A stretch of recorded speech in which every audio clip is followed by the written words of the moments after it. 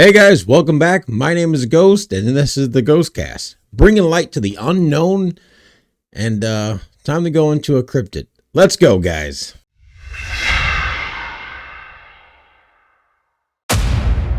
Before heading into tonight's episode, I want to give a big thank you to everybody that gave some love on the last episode. Absolutely amazing. We had some amazing interactions, comments, likes, and some dislikes. And that's okay, because I don't expect everybody to believe everything I'm talking about. I don't even believe everything I'm talking about. And some people may question, then why are you doing this?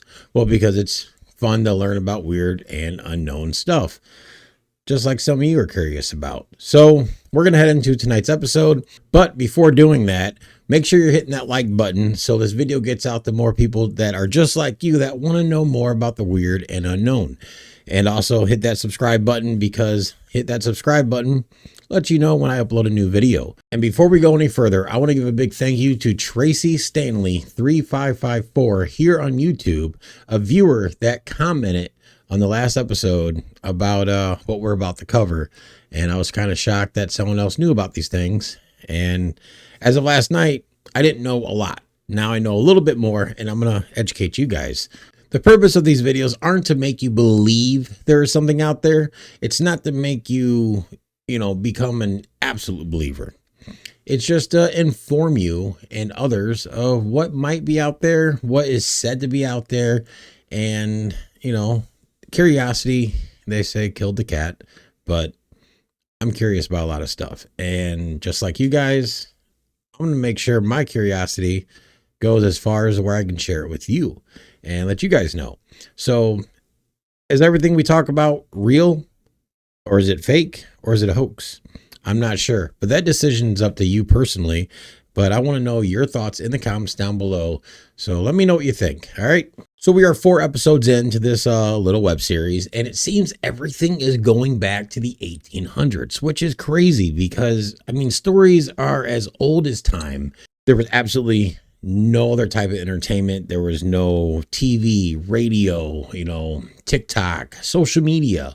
Storytelling, like I said, is as old as time. It was a way to entertain, a way to bring others together. And, there were people back in the day that were the storytellers of their villages, their tribes, their families. Usually the older family members and tribe members held the greatest stories because they've been around the longest, right? One tradition I want to educate you guys on that I learned recently is that it was a tradition for around the winter solstice to have a fire to ward off darkness using a Yule log. And that all translates into the Christmas carols we hear the day, and the terminology for, different Christmas, carols, I guess the best way to put it. And it was to celebrate the rebirth of the sun. But that's not all. Also around Christmas time, they used to tell ghost stories. And so they would gather around the fire, tell ghost stories, and the ghost stories would raise the heart rate because, that was the entertainment and it was the reaction to the ghost stories. It would bring everybody together in a group bonding and warmth. And it would, be another way to ward off the darkness, which I think is very cool because Halloween is very, very cool and ghost stories are very, very cool. And for me, Halloween starts on July 5th. If you don't believe me, I'll let you guys see some stuff come July 5th, because as soon as July 5th hits, my little pumpkin goes out. Plug in, that's it. And it's up until almost a week before Thanksgiving. I don't give a shit. Halloween.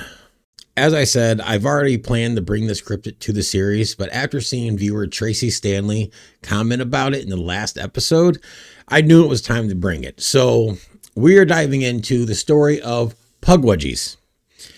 And I know it's a funny word. And if that name rings a bell in your head, I'll explain why it's ringing a bell in your head here towards the end of the episode. This cryptid takes us to 2 states, here in Indiana and also Massachusetts. But we are going to start out here in Indiana at Mound State Park in Madison County, Indiana. Mound State Park is 251 acres big. So that's a lot of woods, a lot of coverage, for something to be hiding in. And, Like I've said previously, we don't know what's out in the woods, what's out in the water. We have no idea.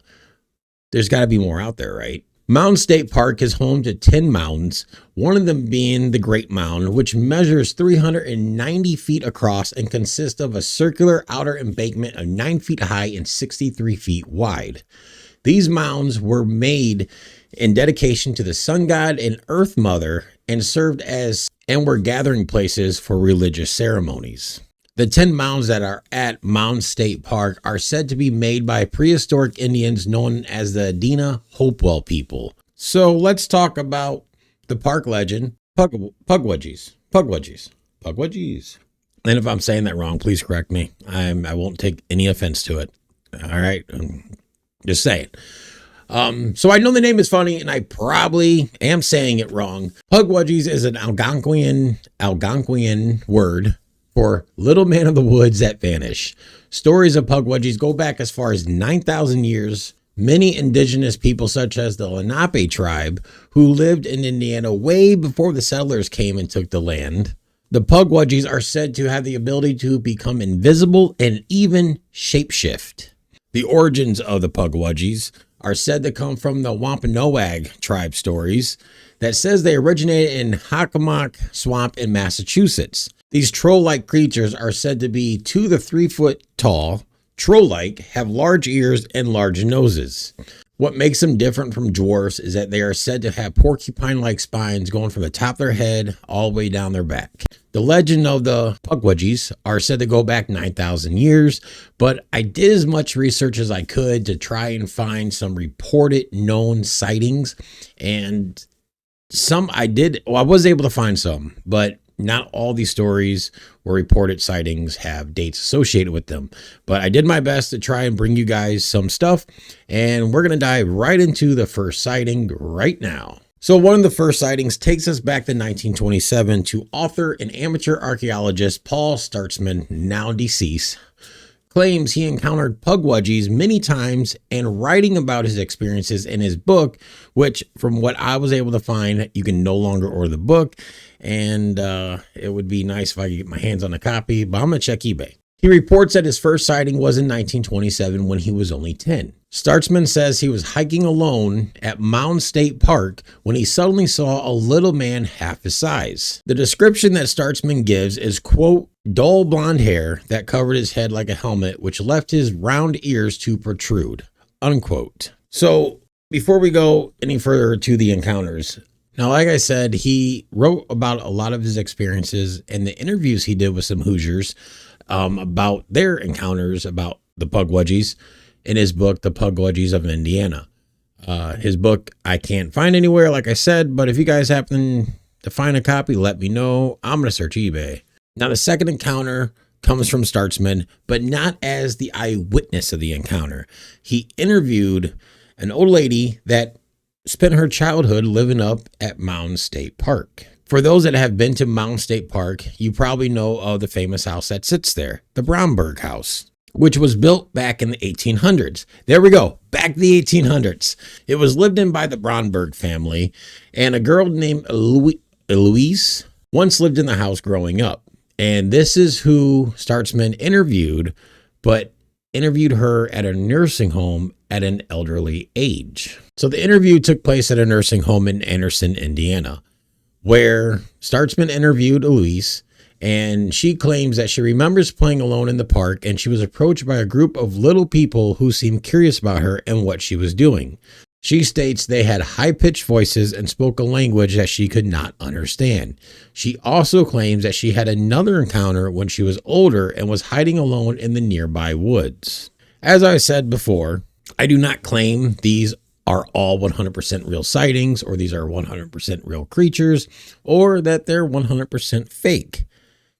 They could be hoaxes, but once again, it's our personal decision to evaluate whether they're real or not, and believe. And I believe there's some weird shit out there, and I'll keep saying it. Even though there are reports backing everything that people have seen, a lot of people will chalk it up to the human mind playing tricks on the person. And, especially in the darkness, shadows, light, everything plays a trick. And you might might have thought you saw something when you really didn't. But some of us really are hardcore believers in the paranormal, weird, and unknown. And unfortunately, I'm one of them. I don't give a shit. I believe my house is haunted. I ain't gonna lie about that. So let's get into more of the Pukwudgies, of what they are, why they're the way they are, and maybe we'll understand them a little bit more. That was a weird twitch. I don't know what that was. Legends say that Pukwudgies were at war with the Wampanoag tribe. The Wampanoag tribe also had a benefactor to them known as Mashup the Giant. Now, I wasn't able to find too much about the giant.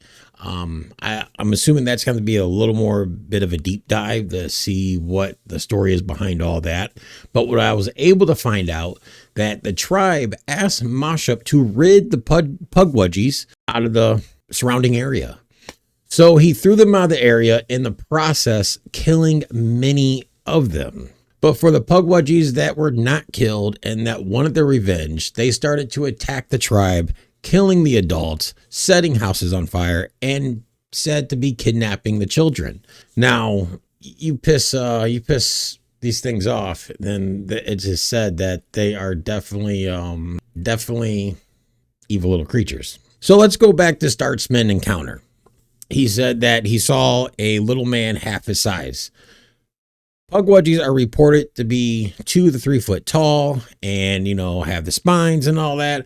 So these things can cause some mischief and some mayhem. I mean, they're quick little fuckers, right? And they can go invisible and shapeshift. So they can cause some shit. So after burning houses down and all that, after, being thrown out by Mashup, according to legend, Mashup sent 5 of his sons to go fight and kill the rest of them. But what happens is the unfortunate.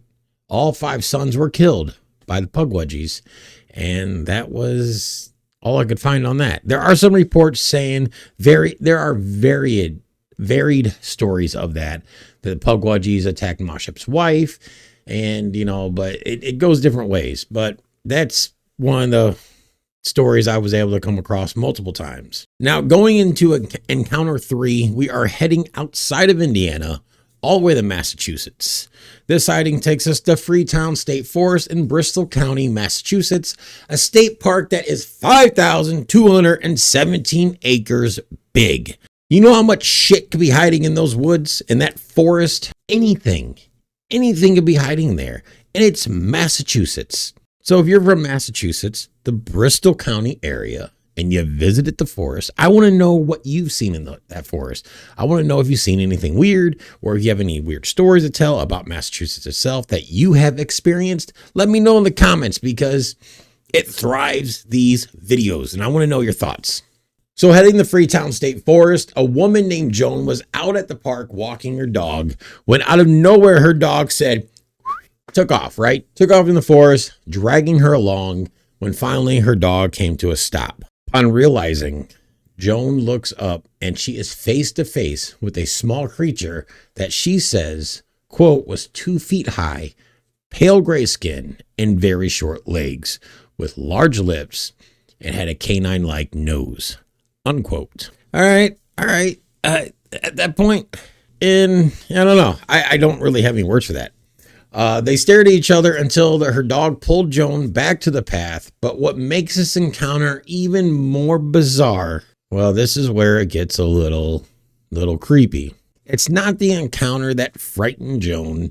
It's not her dog dragging her along that frightened her. It was the fact after that encounter, she started witnessing this same creature standing outside of her window every night, waking her up. And I'm assuming putting fear in her. And I think that's because she didn't just encounter a Pukwudgie. She kind of intervened and disturbed them. But these sightings of the Pukwudgie outside her window eventually stopped once she moved out of the area.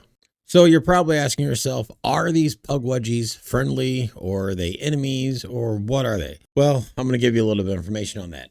It is said that if you come across them, you should just leave them be, because they are territorial, but they won't bother you unless you bother them. And simply put, just leave them be. But if you do bother them and you see them out, they can bring some mayhem to your life. According to some, they can be super helpful to humans, but they can also cause mayhem and mischief. They are known to be tricksters, and they are known to do some crazy shit such as kidnapping, which 2 foot high, 3 foot high, what could they do, right? I mean, just leave them alone though. But they are also known to sabotage and, once again, kidnap. So these little troll-like creatures are not the ones you read about in children's books where they help you make shoes or whatever. They're not doing that. The only thing they're going to help build is they're going to build something to sacrifice you on, more than likely. And I don't think that's where you want to go with that. Another encounter is going to take us back to Massachusetts. And as I stated before, there have been many reported sightings at Mound State Park that Startzman was able to write about in his book. Not just his encounters, but also encounters of others that he interviewed here in Indiana. A lot of these Hoosiers decided and chose to stay anonymous due to skeptics and didn't want their names released. Startzman claims that many people have seen these little creatures at Mound State Park. Once again, the book he wrote, the Pukwudgies of Indiana, is out there somewhere, but I haven't been able to find it on the internet. So if you happen to find it, let me know, and I'll be glad to take it off your hands. One of the last encounters I was able to find takes us back to Massachusetts, like I said. If you guys know of any other known reported encounters, please let me know. Educate me. I don't know everything. I'm doing just research that anybody can do and sit here in front of a camera and talk. And yeah, so if you have any knowledge that I don't have about these, feel free to let me know. And if it's something long, you can email me, ghostcast87@gmail.com. This encounter comes from a man who says that he was out hiking one night at Freetown State Forest when he noticed something glowing in front of him. This glow seemed to swell in size, and doing what most of us probably shouldn't do, he followed it. And he followed it until it vanished. But then he turned around and he says that he's a 2-foot tall creature in front of him, covered in full with a wolf-like nose, and then emitting an eerie sound before running away. Now, like I said, I don't have a specific date on this encounter. I don't have a time. We do know it's night and it's in Massachusetts. That forest, that state park, is 5,200 acres big. So there could have been anything out there, and something 2 foot tall that is, you turn around and look. I mean, I'm only like 4'5". Okay, I'm lying. I'm like 5'7"-ish. But that was only Tom's first encounter with a Pukwudgie. And well, we're going to dive into his next encounter. So Tom's second encounter takes us back to the same forest, Freetown State Forest. So Tom's just relaxing in his car, listening to music, enjoying the solitude. And, he has the car on, but in auxiliary mode, so he can listen to the radio and just chill out, right? So he's just hanging out in the car when all of a sudden he saw the same creature as he saw previously about 20 feet away in front of his car. The one thing he noticed about this creature, though, was it had red glowing eyes, and he states that his car engine turned on and his radio started to blare. So as soon as all those actions started taking place, he reports that he just got his ass out of there, basically, and headed home. As far as all the encounters, that's all I was able to find. I would really love to find Startzman's book on Pukwudgies of Indiana and see what what else was encountered and what else was reported. But I like that we were able to dive a little bit into what turned Pukwudgies into the evil creatures they are, or they're said to be. There are also reports saying that Pukwudgies used to be human once and were changed. I didn't dive much into that, and I apologize. I'll do more diving into that. But it is also said that they can be helpful, but when they were trying to be helpful before they got thrown out by Mashup, they were more of a nuisance than being helpful. So it was time for them to go, and that turned them into rebel little assholes. And that's why it said if you encounter them, And with the porcupine-like spines on their backs, some reports say that if you're going through a forest, Mountain State Park, Freetown State Forest, don't just assume that's a porcupine in front of you, because it might not be a porcupine. It might be a Pukwudgie. And since they carry they still carry a bitterness, grievance against humans, they will not react kindly to you if you bother them.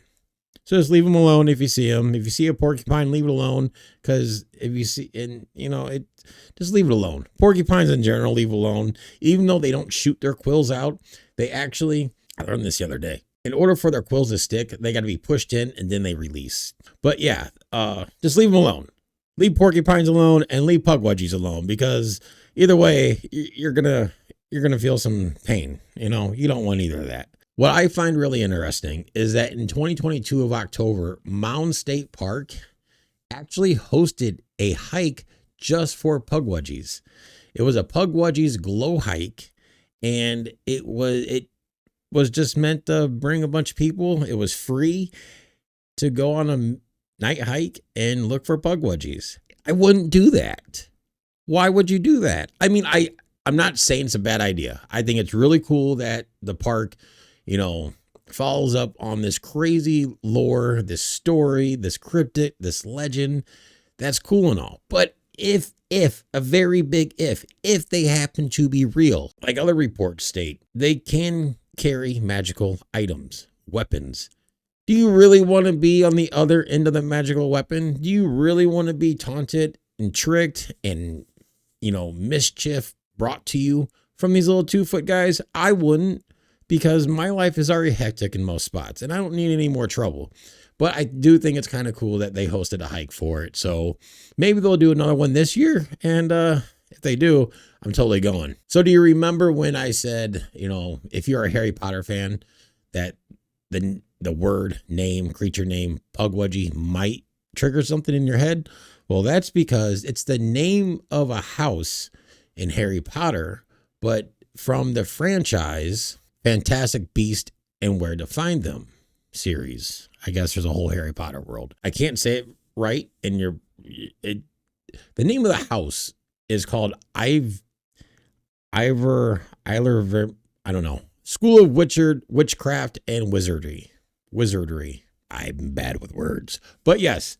So they took the Pukwudgie and they made it into a name for a house in Harry Potter. And that's pretty cool that they took some story lore and carried it forward to, some big ass movies. So with all that being said, what do you think? Do you think they're real? Do you think they're fake? Do you think it's a hoax? Or do you think it's mind tricks that oneself plays on itself? Let me know in the comments, and let me also know, would you go hunting for one? And if you did and you ran into one, would you interact with them? Or would you leave them be? What's the risk? Taking a chance to bring mayhem in your life from these little dudes that carry magical weapons? I don't know. You tell me in the comments what you guys think, and we'll go from there. But for me, that's all I've got for you guys on this episode. I will be bringing more to you in episode 5. We may end up going the paranormal route, or we may do another cryptid. I'm not 100% sure yet, but I need to know your thoughts in the comments down below, and we'll roll from there. As always, don't forget to like and subscribe to the channel. Like the channel. Why? Because it helps us grow out there in YouTube, and others find the video that are just like you and me and want to know about the weird and unknown. And subscribing, well, because if you subscribe, then you never get left in the dark, which being left in the dark can be kind of crazy and scary. So don't be left in the dark. Until next time, guys, I'm Ghost, and this has been another Ghost Cast, bringing light to the unknown. I'll see you next time. Later.